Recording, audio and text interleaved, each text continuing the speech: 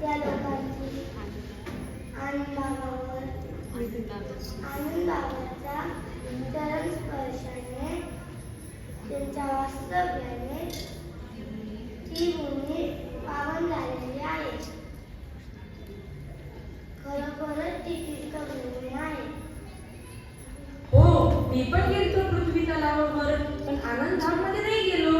मग तुम्ही तर चुकलातच. मी आनंदामध्ये आनंद लुटून आलो. नारायण नारायण नारायण.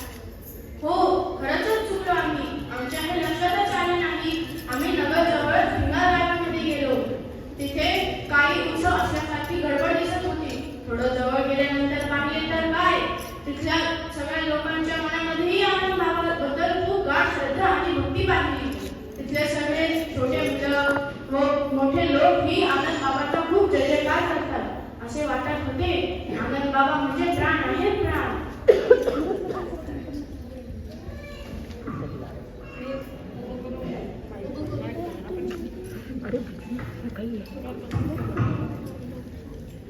ते अगदीच बरोबर आहे. हे अगदीच बरोबर आहे. पण मला हे सांगितलं नाही. आपण सगळे पृथ्वी तलावर काय करण्यासाठी गेलो होतो?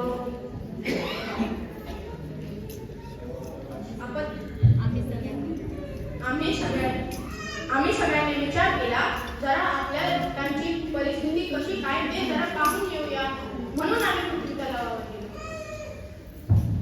महत्वाची गोष्ट म्हणजे आम्ही स्वर्गस्थ झाल्यानंतर आम्हाला काहीच काळजी नव्हती, कारण की तुम्ही तिथे विराजमान होता, भक्तांची नीट काळजी घेत होता.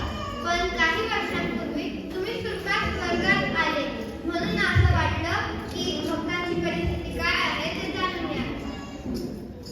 अहो, सगळ्यांचे जीवन आपलंच नाव होतं. इथे तिथे 10-20 लोकांचे गोठे होते. तिथे जाऊन मी तुमच्या ऐकून गेलो. कोणी म्हणत होतं बाबा ज्ञानेश्वरांचा गाथा किती गोड आहे. कोणी म्हणत होतं बाबा ज्ञानेश्वरांचा गाथा किती गोड आवाजात गातात.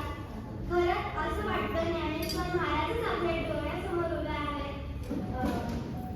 तुकारामांचे अभंग जेव्हा बाबा आपल्या प्रवचनात बोलत होता, असं वाटायचं की तुकाराम महाराजच कीर्तन करत आहे.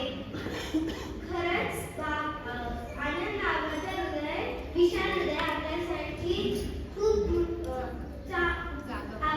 खूप जागा होती. त्यांचे दरवाजे आपल्यासाठी उघडे होते. त्यांच्या सात्विक सानिध्यात आपल्याला खूप शांती भेटत होती. आनंद बाबा आपण जय छान, पण आपल्या मनामध्ये काही भेदभाव नव्हते. ते आपण सगळ्यांचे व सगळे आपले असेच भाव मनामध्ये राहायचे. आपण सगळ्यांना हवे हवेसे वाटतात. ते कसं? त्याचं असं आहे की मानव हा जिथून तिथून एकच. मानवाच्या शरीरात एक छोटासा हृदय आहे. त्या हृदयाची कोणती जात, त्या हृदयाचा कोणता धर्म करताना त्या हृदयाचा आविष्कार झाला. खरं तर त्या हृदयामधला धर्म कोणताही पंथ सगळं हृदयाला एक धर्म एकच प्रेम हे ईश्वरीय तत्व आहे. मग अशा सुंदर जाती पातीच्या पंथ संप्रदाया का म्हणून उभारायच्या? कशाला आपण प्रेमा परिपूर्ण करायचे, तुकडे करायचे? आपण सगळे परमेश्वर पंथाचे स्वरूप आहोत. आपल्याला सर्वांना त्या शेतीमध्ये विलीन होते. हा आनंद बाबा, काय बोललात तुम्ही? या जगामध्ये सर्व धर्मग्रंथ म्हणजे आगम, पुराण, वेद, पुराण, बायबल, ग्रंथसाहिब हे आपल्या दिव्यवाणीच्या साराद्वारे